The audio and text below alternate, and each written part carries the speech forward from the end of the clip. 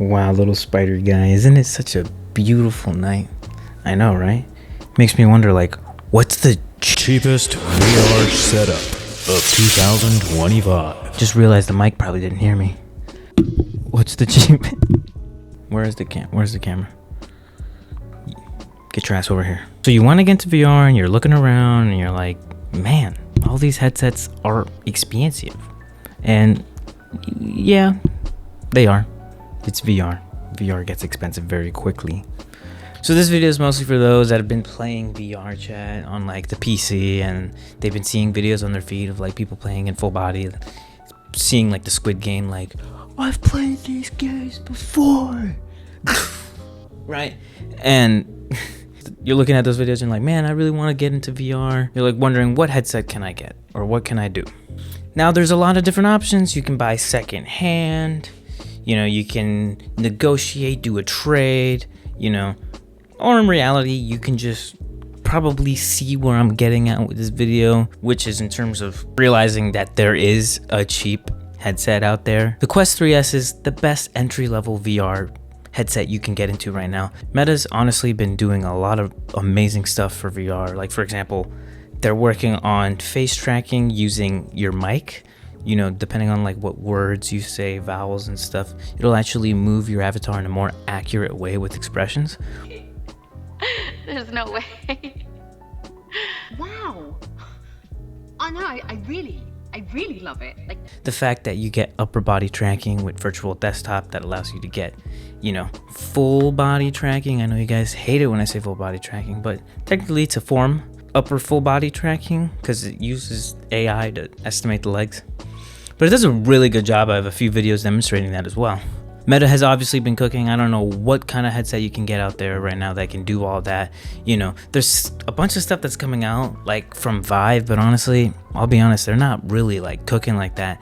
That Vive Ultimate Tracker was, left to be desired. People complaining with like its whole launch thing starting off being delayed and the tracking being pretty mediocre and how you need a lot of light for those trackers to work, and also stuff like the Vive Focus Vision.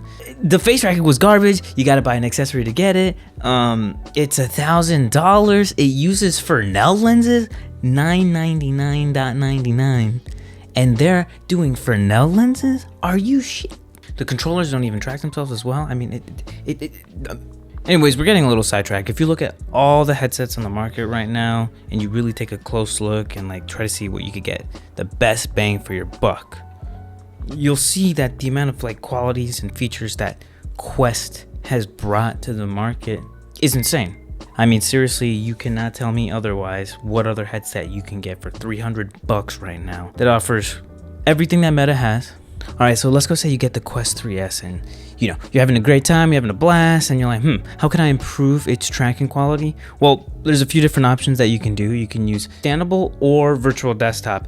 Now with both of these, you can get basically an enhanced full body tracking experience, even though the virtual desktop is like an upper body tracking and standable is a like full body estimation kind of thing. But both of these are fairly cheap. Standable is $20 and virtual desktop is $25. But if you use my link in the description, you can get $30 Quest cash that you can apply towards virtual desktop.